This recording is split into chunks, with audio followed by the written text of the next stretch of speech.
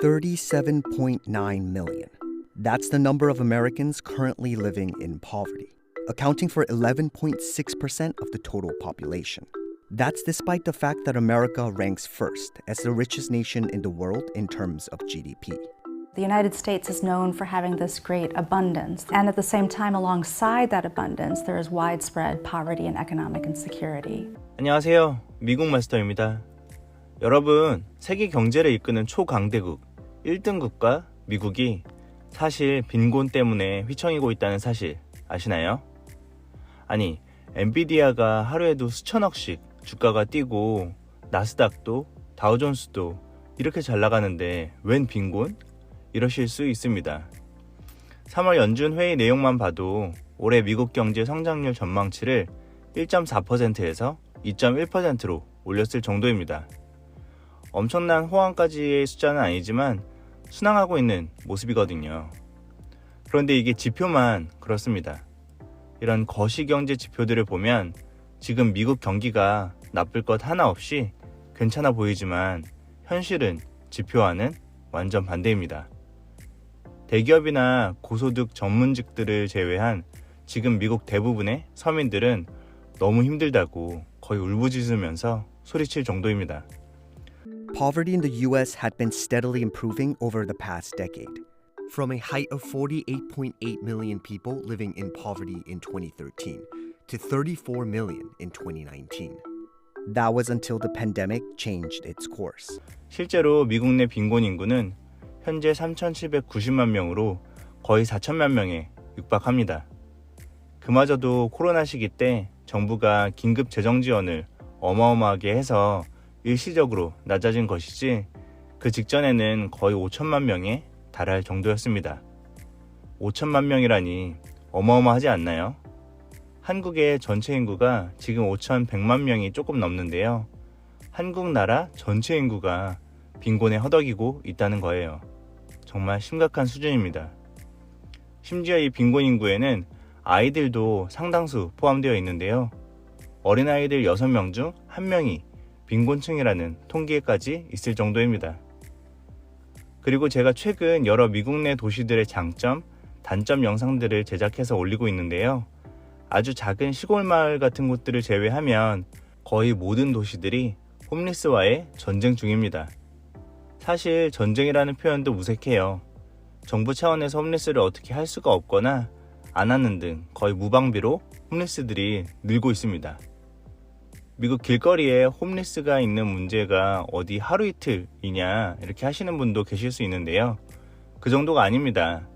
거의 대부분의 도시에서 최근 2, 3년, 길면 4, 5년 사이에 홈리스가 급증했어요.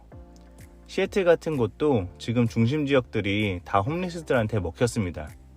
텐트들로 아예 다 차지를 해버렸습니다. LA 같은 곳은 말할 것도 없죠. LA 다운타운 지역 내 스키드로우 같은 지역들은 거의 난민촌 수준입니다. 여기에만 홈리스가 거의 8,000명에 달한다고 해요. 근데 이것도 3년 전 자료라 지금은 거의 10,000명을 넘어섰을 겁니다. 여러분 생각해보세요. 고등학교 전체 학생 수를 다 모아서 운동장에 집합시켜도 1,000명, 2,000명이나 될까요? 요즘 10,000명이면 진짜 어마어마한 숫자입니다.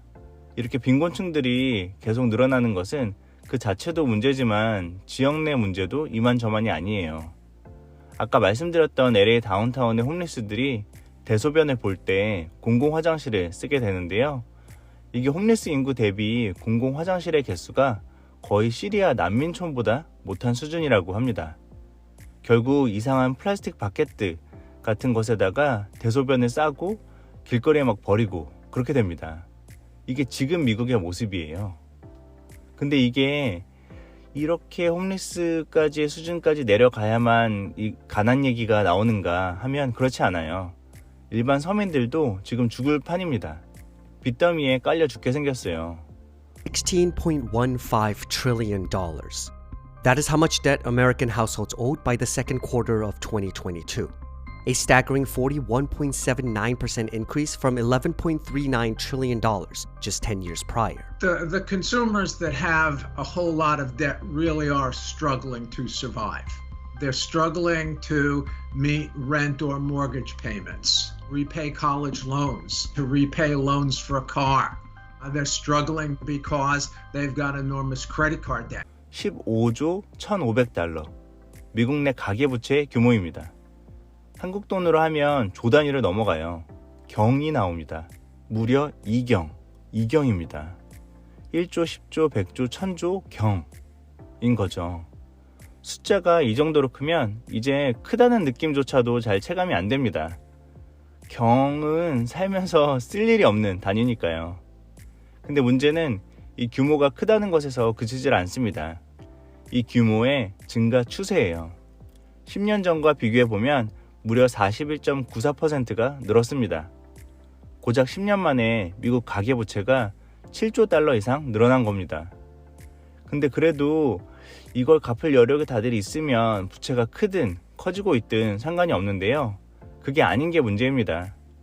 현재 가계부채 중 대표적인 항목인 학자금 대출만 하더라도 전체 대출자의 절반 이상이 매달의 대출금을 못 갚아서 연체 위기에 빠지는 상황에 있다고 합니다.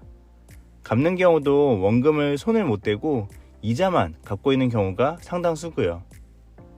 지금 미국 경제는 감당하기 어려운 시한폭탄을 가지고 있는데 이 폭탄이 계속 커지고 있는 형국이에요. 미국 정부도 당연히 가만히 있는 것은 아닙니다. 정말 부단히 노력하고는 있습니다. 매년 연방 예산의 11%인 6,650억 달러를 이 문제에 쓰고 있고요. 그 외 별도로 아동 빈곤을 위해 쓰이는 비용만 무려 1조 달러에 달합니다. 그런데도 이 문제가 잡히질 않고 있어요. 자칫 잘못하면 대공황까지는 아니지만 그에 준하는 큰 경제 위기가 미국에 닥칠 것이라고 보는 주장들이 등장하고 있는 이유입니다. 그렇다면 미국은 대체 왜 이렇게 감당 못할 정도로 가계부채가 커지고 있는 것일까요?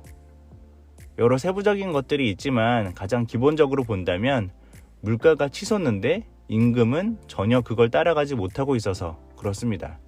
While inflation pushes up the price of goods and services, most Americans feel that their wages aren't keeping up with inflation.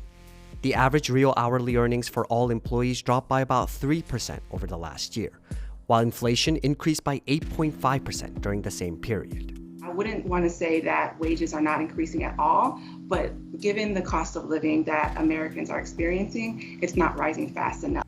작년 한 해만 보더라도 물가는 무려 8.5%가 올랐는데 실질 임금 상승률은 오히려 마이너스 3%였어요. 가만히 앉아서 월급을 매년 10%씩 깎고 있다고 생각해보세요. 이 타격이 정말 엄청납니다. 항목별로 보자면 일단 미국인들이 가지고 있는 부채 중 대부분은 주택부채입니다. 전체 부채의 약 72%나 차지하는데요. 집을 이미 가지고 있었던 사람들은 그나마 집값이 올라서 괜찮지만 그렇지 않은 대부분의 사람들 또는 집을 가지고 있지만 가족 구성원이 변경되거나 직장, 교육 등의 문제로 이사를 해서 새로운 집을 구매해야 하는 사람들의 부담이 가중되고 있어요. 2023년 그렇게 미국 부동산 경기가 안 좋을 때에도 집값이 무려 5.3%가 올랐습니다. 집을 구매하든 렌트를 하든 주거를 해결하기 위한 비용 부담이 극도로 치솟고 있는 상황이에요. 부채 중 주택부담 다음으로 가장 높은 항목이 바로 아까도 말씀드렸던 학자금 대출인데요. 이 항목의 물가 상승은 집보다 더 가파릅니다. 미국도 국공립대학교가 그나마 좀 싼 편이거든요. 그런데 4년제 공립대학 등록금만 보더라도 2000년부터 2020년까지 무려 179.2%가 올랐어요. 연으로 쪼개보면 매년 9%씩 오른 겁니다. 학자금 대출과 거의 비슷하게 높은 비중을 차지하는 부채 항목으로 차량 할부금 대출이 있는데요. 이것도 만만치 않습니다. 미국 역사상 최초로 자동차 대출이 평균 한 달 700달러를 넘어섰습니다. 자꾸 한국이랑 비교해서 그런데요.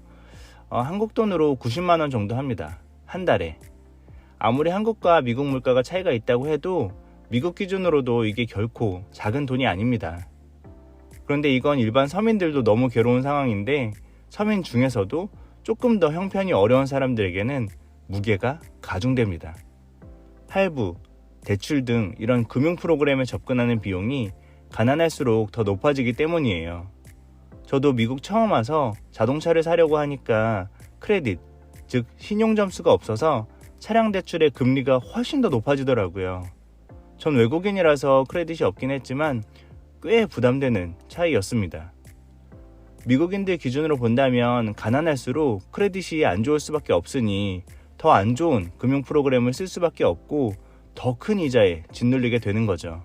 일반 생필품, 외식비 등 가격이 오른 것도 가히 살인적인 수준인데요. 앞에 주거비, 학자금 대출비, 차량 할부금, 대출 등이 합쳐서 정말 미친 수준으로 물가가 올랐고 아직도 계속 오르고 있어요.